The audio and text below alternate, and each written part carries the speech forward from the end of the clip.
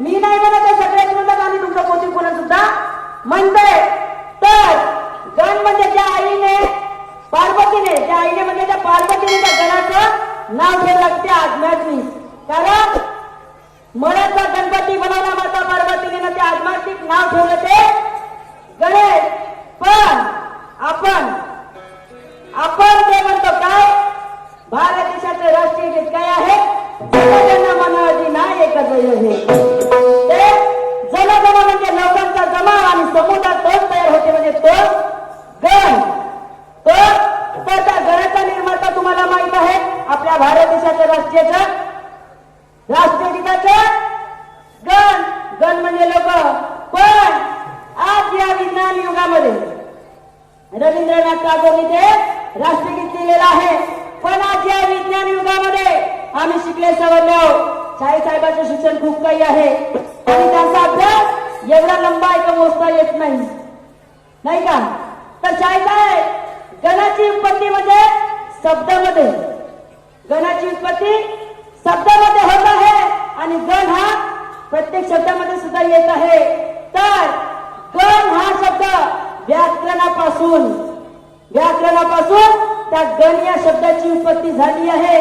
कारण व्याकरणाचा निर्माता पाणिनी क्रिया आहे आणि क्रिया कर्ता आणि क्रिया विश्लेषण यापासून तो गण तयार झालेला आहे. तुमच्या प्रश्नाचं उत्तर. आता माझा प्रश्न, तुमच्या प्रश्नाचं उत्तर मी दिलं हे खरं आहे की खोटं आहे आता हे तुम्हाला माहित. पण माझा जर खोटं असेल तर शाहीर साहेब तुम्ही येऊन तुम्ही आपल्या प्रश्नाचं उत्तर देऊ शकता, माझी काही मनाई नाही. मला जर वाटेल तर बाईने माझ्या प्रश्नाचं उत्तर काही खरं दिलं नाही तर तुम्ही तुमच्या प्रश्नाचं उत्तर खरं सांगू शकता या बसलेल्या मायबापांना. माझा प्रश्न आहे का, काय म्हणते मी, सिंधू घाटीमध्ये स्त्रीसत्ताक मातृवंशक स्त्रीसत्ताक गण व्यवस्था होती. सिंधू घाटीमध्ये मातृवंशक स्त्रीसत्ताक गण व्यवस्था होती आणि तिथे 3 गण देवता होत्या. किती? 3 गण देवता होत्या. त्या 3 गण देवता मिळून एक गणराणी झाली. त्या 3 देवता मिळून एक गणराणी झाली. तर ती गणराणी कोण आणि त्या 3 गण देवता कोण हे तुम्हाला सांगायचं आहे. समजला माझा प्रश्न? अरे सिंधू घाटीमध्ये मातृवंशक स्त्रीसत्ताक गण व्यवस्था होती आणि तिथे 3 गण देवता होत्या. त्या 3 गण देवता मिळून एक गणराणी झाली आणि त्या गणराणीचं नाव काय आणि त्या 3 गण देवता कोण हे तुम्हाला सांगायचं आहे. ऐका माझ्या बापू समोर काय म्हणते मी.